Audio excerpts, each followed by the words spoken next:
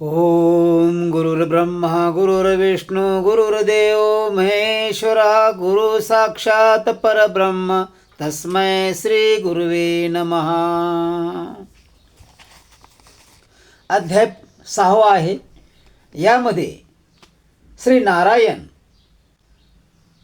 गरुडेश्वराला काय सांगतायत ते पहा. श्री गणेशाय नमः. भगवंत म्हणे गरुडा परेशी. भगवंत म्हणतात, हे गरुडा ऐक मी काय सांगतो ते. शतयोजने विस्तार्य नगरीशी. 100 योजने चारी बाजूला याचा विस्तार आहे. वेष्टित हेम प्राकारेशी. त्याशी 4 वेशी पयस्ती. आणि 100 योजन चारी बाजूला असून सुद्धा त्याला 4 वेशी आहेत. आगा गरुडा भाग्यवंता पुरी रत्या 4 शोभिता. आणि म्हणले, हे गरुडा भाग्यवंत, तो भाग्यवंत आहेस म्हणून आज माझ्याजवळ आलास आणि माझी कथा माझ्याकडून कथा ऐकू लागलास. तर ह्या 4 भिंतीच्या मध्ये 4 वेश आहेत आणि प्रत्येक वेश कशी आहे. हेम प्राकरेशी म्हणजे माणिक हिऱ्या मोत्यानं सजलेली आहे. अघा गरुडा भाग्यवंता पुरी रत्या 4 शोभिता. सप्तभूमी करून व्याप्ता गृह सौधयुक्ता विराजित. ही तर यमलोका तुला दिसते, पण हे सप्त पाताळापर्यंत जाऊन पोचलेले आहे.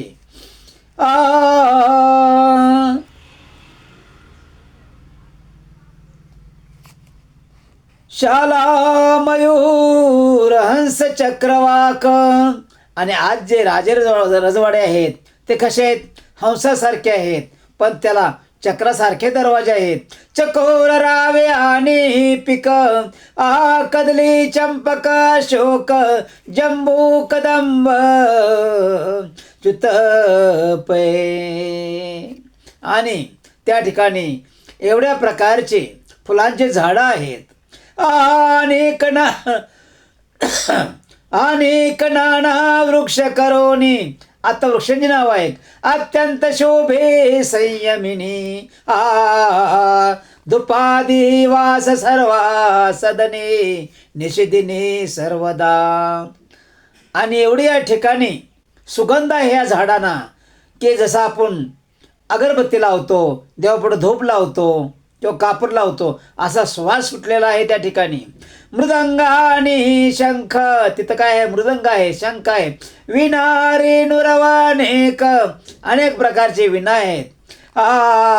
धर्मसुते बंदी लोक अधर्म जिंक म्हणते सदा. आणि त्या ठिकाणी चांगलं ते सांगतात. काय सांगतात ते त्या ठिकाणचे लोक, अधर्माला जिंका म्हणजे तुमचा विजय होईल, तुमच्याकडून अधर्म घडणार नाही. तर अधर्माला कसं जिंकता येईल. 4 दिशा मुनिव्रते करुण. 4 दिशाला ब्राह्मण आहेत आणि काय ते कसं कोणी व्रत करायचं ते सांगत आहेत. मार्ग शोभती निषदिनी उत्तरद्वार पुरी लागून. आणि उत्तरद्वार ज्या ठिकाणी आहे त्या ठिकाणी पुरी आहे. 1.5 योजना उंचाशी. 1.5 कोस त्याची उंची आहे. रुंदी असे 1 योजन आणि रुंदी 1 योजनाची आहे. स्फटी काटाल शोभायमान. आणि तिला आधी कसे आहे, स्फटिक आहे. नाना रत्ने विराजित त्या स्थानी देव विख्यात. आणि अशा ठिकाणी देवलोक राहतात ज्या ठिकाणी वृक्षाचा सुवास सुटलाय, फुलांचा सुवास सुटलाय, स्फटिकासारखे त्या ठिकाणी जमीन आहे. अशा सुंदर ठिकाणी देवलोक राहतात. श्रवण निश्रित जानपा. आणि त्या ठिकाणी देवांचा धावा स्तुती चालली असते, भजन कीर्तन चाललेलं असतं. ते देव दिव्य सिंहासनावरी. देव काय असे मानवासारखे खाली बसत नाहीत कुठेही, ते उंच सिंहासनावर आणि सुशोभित सिंहासनावर सुवासिक सुवासनावर बसतात. आहा बैसले चवरे ढाळे ते उपरे. आणि त्यांना हवा घालण्यासाठी कोण आहेत? स्त्रिया आहेत. आणि त्या ज्या वस्तूंना हवा घालतात त्याला सुद्धा माणिक मोती लावलेले आहेत. प्रसन्न रूप दिन रात्री कमलाय नेत्री ते सर्व. आणि ते संपूर्ण लोक भगवंताच्या समोरच असतात. भूलोकावरून मनुष्येती. बघा, पृथ्वीवरून, भूलोकावरून म्हणजे पृथ्वीवरून जी माणसं येतात. प्रेत शरीरी श्रांत दिसती. ती कशी?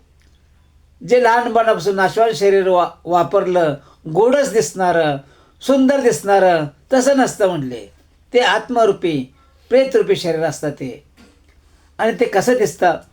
पूर्ण संवत्सर क्लेशती प्राणी भोगती यम मार्गी. यम लोकाला येणं म्हणजे खायचं काम नाही. यम लोकाला आलं की पापा पुण्याचे झडतेच द्यावे लागते. आणि पाप असेल तर मग मारच खावा लागते. आणि तो मार असा, त्याचं वर्णन केलं तर अंगावर काटे येतील असा तो मार असतो. अशा त्या नरकाच्या नद्या असतात. तर बाबांनो रे, झालं ते गंगार्पण, इथून पुढे सावधान. हा भूत क्षुधाविष्ट दूरगमनाचे महाकष्ट. दिसायला तो आत्मरूपी ध्येय असल्यामुळं ते भूतासारखा दिसतो का? थोडासा त्याचा उजेड पडला असतो, तोंड वेगळं असतं, हातपाय वेगळे असतात. हा भूत क्षुधाविष्ट. एकदा त्याला ताण लागले असते, भूक लागले असते, त्याला कोणी विचारत बी नसतं. दूरगमनाचे महाकष्ट. चालण्याशिवाय पर्याय नाही. आणि चालतात ते बी कशावरून? काटेरी कुंपणं आहेत, खिळे आहेत आणि संपूर्ण विस्तव आहे. अशा गोष्टीवर चालावं लागतं. त्यामुळं आरडण्याशिवाय आणि रडण्याशिवाय दुसरा काही पर्याय नसतो. कोण सोडविता नाही त्या ठिकाणी भगवंताशिवाय. अनेक यातना यथेष्ट यमदूत स्पष्ट करीशी सदा. अजून काय यातना आहेत या ठिकाणी यम भगवंत आपल्याला सांगेल. अनेक यातना यथेष्ट यमदूत स्पष्ट करीशी सदा. आणि यापुढे अजून किती मोठमोठे यातना आहेत, किती घाणेरडे यातना आहेत, ते आता यापुढे आपणास ऐकावयास मिळेल. ऐशिया जीवासी देखोनी हितैषी ते करुणे करुणे शुभ वाक्ये जीवा लागुनी उपदेशुनी आश्वासिती.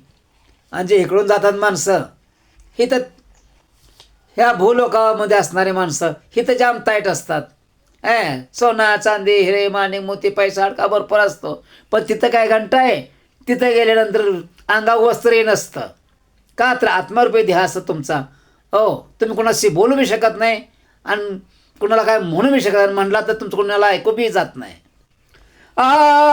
मग ते त्या जीवाचे कर्म चित्रगुप्ताशी सांगती निर्भ्रम.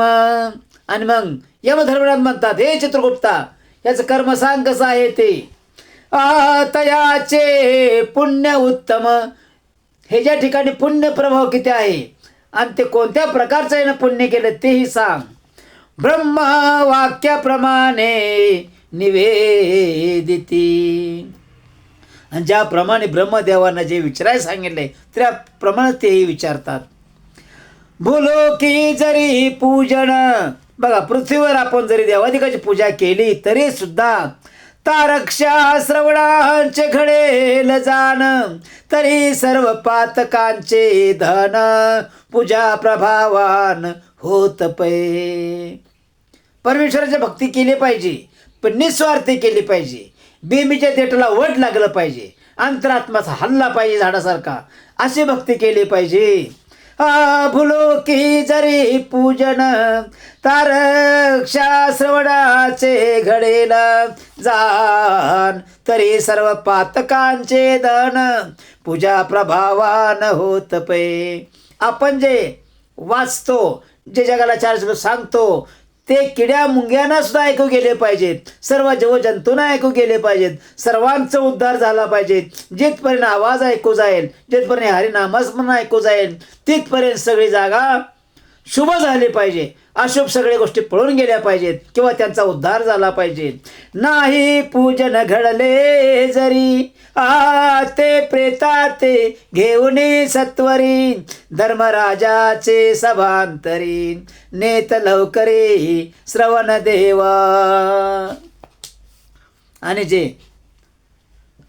येऊन असतात नोकर, ते काय करतात, धर्मराजा सांगतात जा रे बाबा त्याला घेऊन या, तो आलाय बघा लाईन लावा राहिलाय.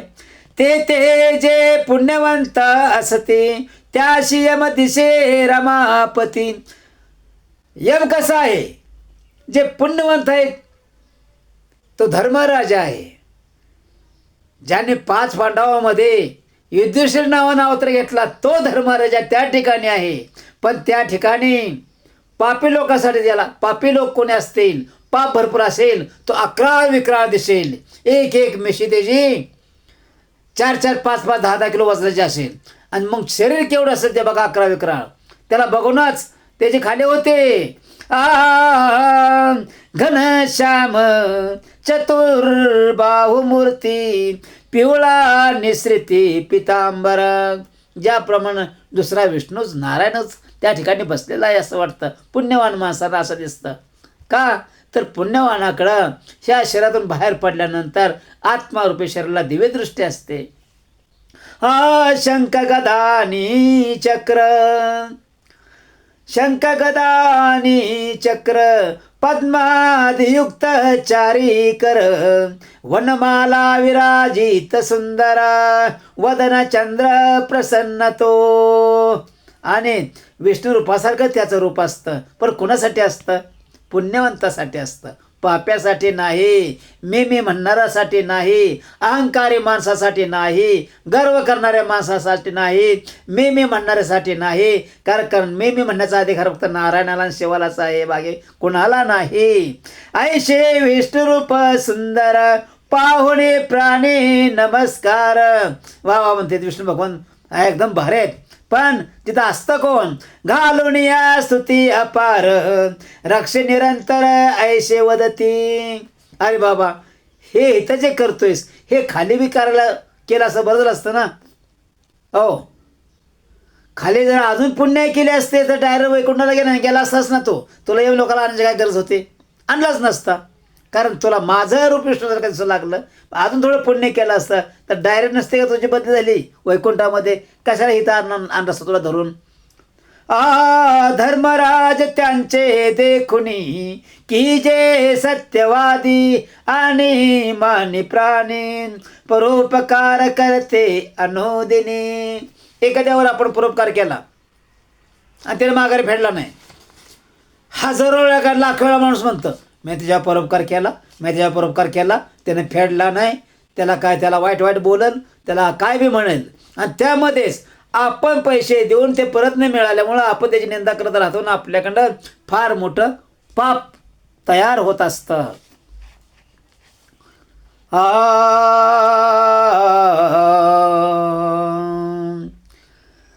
धर्मराज त्यांचे देखुनी की जे सत्यवाद्यानी मानी प्राणी परोपकार करते अनुदिनी परदारा स्वप्नेन भोगिती जे.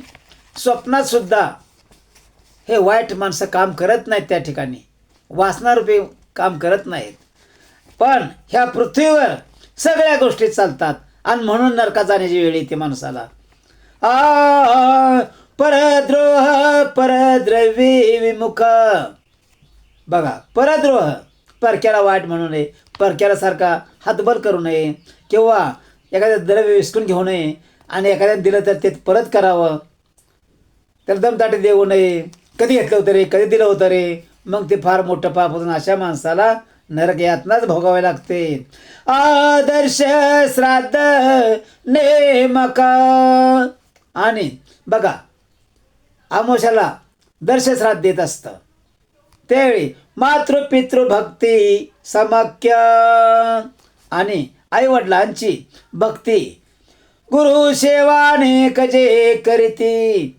कधी असतानाच हे सगळं केलं पाहिजे. मेलं कोणी बी करते, पण जिवंत असतानाच आईवडिलांची भक्ती केली पाहिजे. आणि नंतर गेल्यावर सुद्धा सगळ्या ज्या गोष्टी आहेत पूर्वीपासूनच्या त्या नंतर बी झाल्या पाहिजेत, तर त्यांची कृपा होते. नाही तर त्यांची कृपा होत नाही. दशाक्षर जपती मंत्र सदा.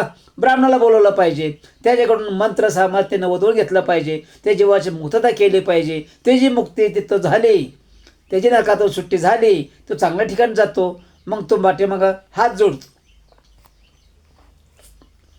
तुलसी सेवा करती नित्य. बघा, तुळशी माता ही साक्षात पूर्वीची महालक्ष्मी आहे. पण सरस्वतीच्या शापामुळं तिला अवतार घ्यावा लागला. आणि तिला त्यातून बाहेर काढण्यासाठी पुन्हा विष्णू भगवंताला अवतार घ्यावा लागला. त्या जलेंद्रराजाला मारावं लागलं. तुलसी सेवा करीती नित्य विप्र पादोदक सेवित. तुळशी सेवा करणाऱ्यानं 1 नंबरला गेलं हातपाय धुणं आलं पाहिजे, 2 नंबरला गेलं हातपाय धुणं आलं पाहिजे, आंघोळ तर सकाळी झाली असते, पण हा नित्यनेम आहे, हा पाळला पाहिजे. नाही तर काय होतं, ते राजासारखं आयुष्यभर पाळला आणि म्हातारपणे चुकला, कलीनं ताबडतोब पछाडलं आणि झाला म्हातारा. म्हातारा झाल्या परत त्याला वाटायला लागलं की मला तरुणपण हवं आहे, तरुणपण हवं आहे. कुठला मुलगा तरुणपण द्यायला तयार होईल का सांगा. पण एक मुलगा तयार झाला आणि त्यानं तरुणपण बापाला दिलं. आणि बापाने ते हरकडासारखं घेतलं. आणि नंतर भगवंताने सांगितलं, अरे आता तुझी पृथ्वी सोडायची वेळ आली, दुनिया सोडायची वेळ आली, माझ्याकडे याची वेळ आली. आता जर त्याला तरुणपण दे ना. गाढवा का अजून मी तूच वापरतोयस. किती तुला तरुण राहावं लागतं रे. तरुण मी राहावंच वाटतंय. प्रत्येकाला मर्यादा आहे, प्रत्येक गोष्टीला मर्यादा आहे. परपिडा निवारक दांत अव्यसनी शांत जे प्राणी. बघा, माणसाला कोणतंही व्यसन नाही पाहिजे म्हणून सांगितलं. कोणतंही व्यसन नाही पाहिजे म्हणजे. आणि म्हणून कुणावर दात खाऊन ओरडाही जरूर पडणार नाही. नाही दात खाऊन ओरडून खोटं बोलून काय होतं, दात लवकरच जातात, होते माणसाचं बोळकं. मग त्याला कोणाला हाक बी मारा येत नाही. आणि देवाचं नामस्मरण करताना बी हवा जाते, मग त्या दात नसल्यामुळं ते नामस्मरणही घडत नाही आणि पुण्यही होत नाही. मग आणि हातपाय थकले असतात, कोण तुम्हाला देवाला बी नेत नसतं. मग आणि करते भूमिदान. आणि जे माणसं भूमिदान करतात गोरगरिबाला, ब्राह्मणाला, तैसेची करती कपिला दान. त्याप्रमाणे गायला सुद्धा दान दिलं पाहिजे. ब्राह्मणाला द्या, कुणालाही द्या. वेदांत आणि पुराण श्रवण. अरे वेद तर नाहीतच कोणाला ऐकायला भेटत, ते आहेच हिमालयाकडं. हो, ते त्याला कुठे आणू शकतो. जे आणलेत त्यांना वाचायला भेटत नाही, ते ठेवतात देवाच्या मंदिरामध्ये. त्याला कोण वाचणार, कोणच वाचत नाही, फक्त ठेवला म्हणून ठेवतात, असं आहे. किंवा घरी जरी आणला तरी आजकाल साधक कुणी ऐकायला मागत नाही, तर वेद कधी लोक ऐकतील.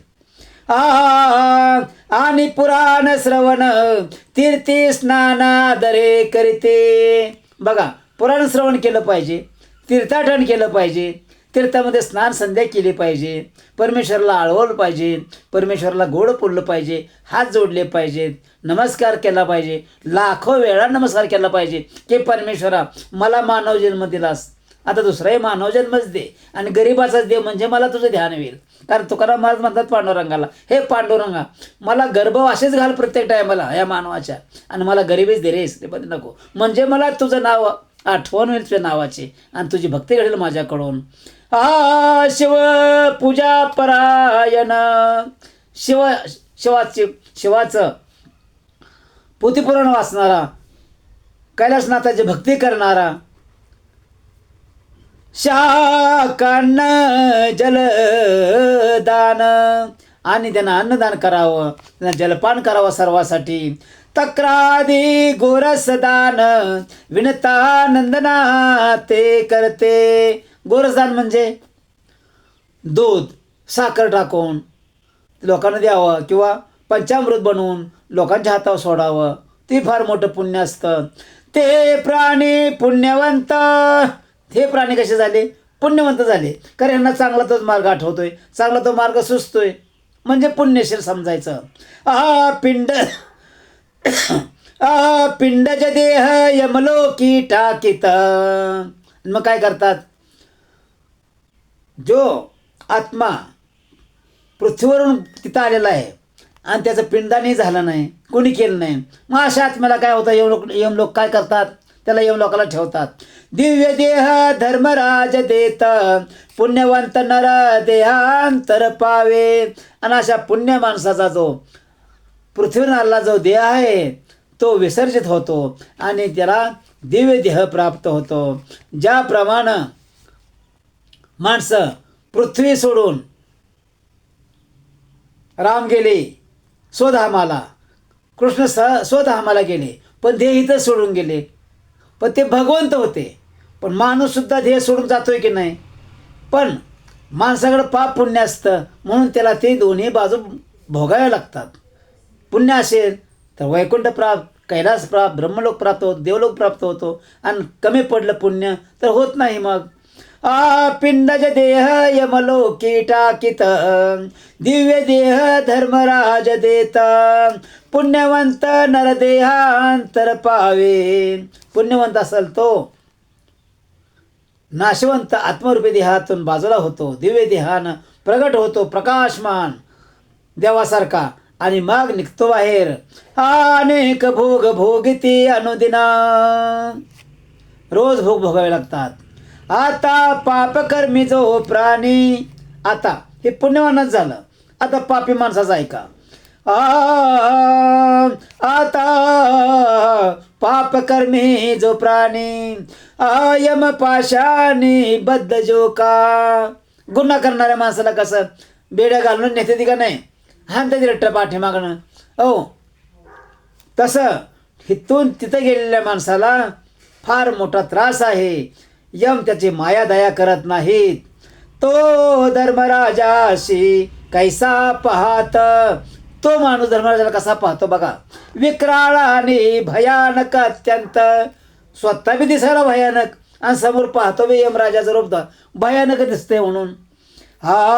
दंडहस्तानी कर्कश, इथून जाणारे तरी महारगीला असतात काय काय.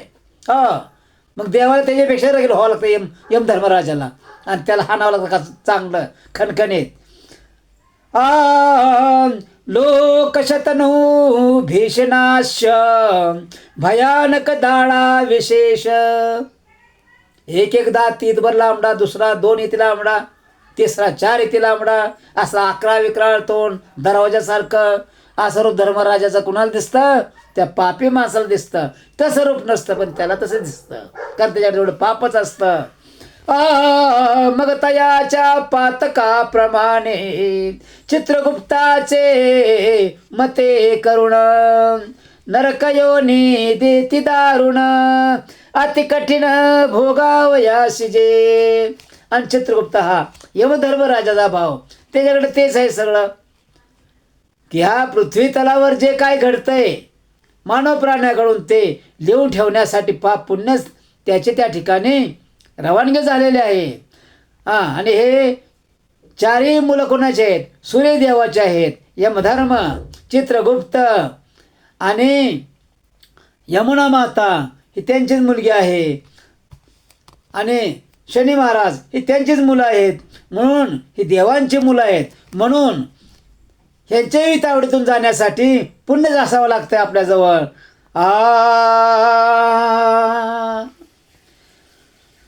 अत्यंत महानु दीर्घ दंष्टायुक्त, दंडहस्तानी कर्कश, लोक सेतुनो भीषणाश, भयानक दाढा विशेष, भयानक सभा देखो नित्रास, पाहुण्या अंगास कंप सुटे. कुणाच्या अंगाला कंप सुटे? तिथं जे आपण जातो देहाला सोडून, त्यावेळी आपला घाम फुटतो सर्व अंगाला.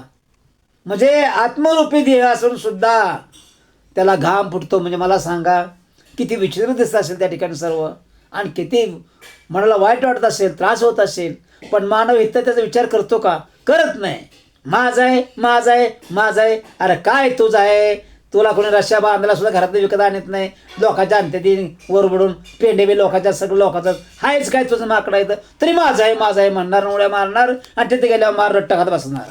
मग तयाच्या पातकाप्रमाणे चित्रगुप्ताचे मते करुण, नरक योनी देती दारुण, अति कठीण भोगावयास जे. त्याचं वर्णन करू वाटत नाही, तिचं वर्णन केलं तरी भीती वाटते. 84 नरक तेथे असते. किती? 84 प्रकारचे नरक त्या ठिकाणी आहेत. अगा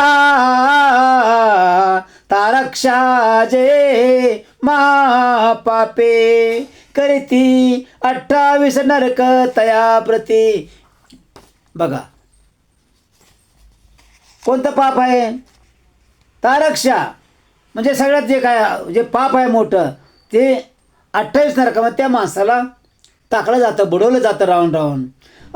नामे निसृती त्याची ऐक. आता नाव ऐका. तामिश्र आणि अंधता मिश्र, रौरव महारौरव घोर, कुंभी पाकाने कालसूत्र, अशी पत्र खगाधीपा. सापाचं विष तरी परवडन, एवढं विषमय. नुसतं विस्तवासारखंच पाणी वाहत असतं, वाफा निघत असतात. त्यामध्ये अनेक 84 लाख तऱ्हेचे जंतू असतात. तिथं पोच नद्या असतात, रक्ताच्या नद्या असतात. पण माणसाला ते कुठंच माणूस कमा म्हणतो. सरळ समजून सांगा गेलं, कुठं देव आहे तो पाहिलास का?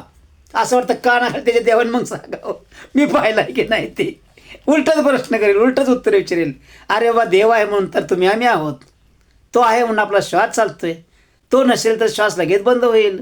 हे कसं कळत नाही? कळायला पाहिजे प्रत्येकाला. अंधकुप सुकरमुख तैशेची संदाश कृमी भोजक, वैतरणी श्यामली वज्रकंटक, तप्त भूमी अनेक यातना जेथे.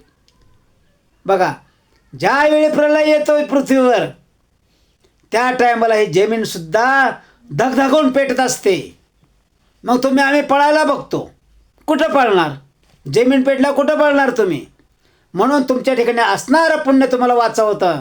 तुम्हाला गरुडासारखे पंख फुटतात, पक्षासारखे, आणि तुम्ही आकाश मार्गाला निघून जाता. पुण्यनगरीमध्ये, ब्रह्मलोकामध्ये, विष्णुलोकामध्ये, शिवलोकामध्ये निघून जाता, रामलोकामध्ये निघून जाता. पण पाप असेल तर जळून राखच होते शरीराची. कुठं पळणार पळून? लाला भक्षक विषसन, आपुयोद प्राण रोधक जान. बघा आपण एखाद्या भरातून चाललो, कसा दम कोणतो, हो कधी बाहेर पडू असं वाटतं. तसं तिथं सारखी दमछाक होत असते. सारमेय विचिरय गहन. बघा अनेक तऱ्हेचे पक्षी, अनेक तऱ्हेचे नाग, अनेक तऱ्हेचे साप, अनेक तऱ्हेचे वाघशी असतात, अनेक तऱ्हेचे म्हैशा असतात, गाढवा असतात, डुकरे असतात, अनेक तऱ्हेचे पशुपक्षी असतात त्या ठिकाणी. म्हणून अजून पुढं फार मोठं ऐकण्यासारखं आहे. रक्षोधन दंद शुक, दंश करणारे वस्तू, क्षार चिखल निरोधक, चिखलांची दलदल. आणि तो नुसता चिखल कसा आहे? मिठरूपी चिखल आहे तो. हां त्या मिठाच्या त्या चिखलावर टाकला की लगेच सडतोय तो, थांबतच नाही. पर्यावर्त सुची मुख, 28वा देश शुलवेध, जे करती परश्री गमन. बघा परश्री माते समान असं लिहिलं गेले. शास्त्र ते सांगते, भगवान ते सांगतात. परंतु हा मानव देह आहे, आणि ह्या देहाला नाही त्या गोष्टी खाण्यास सवय लागली असती. हा देह आपोआप तमोगुणी बनतो. आईवडिलांनी म्हणायचं, बाळ माझ्या, चकोल्या माझ्या, कानोल्या माझ्या, हे खा ते खा ते खा. त्याला माहीत नसतं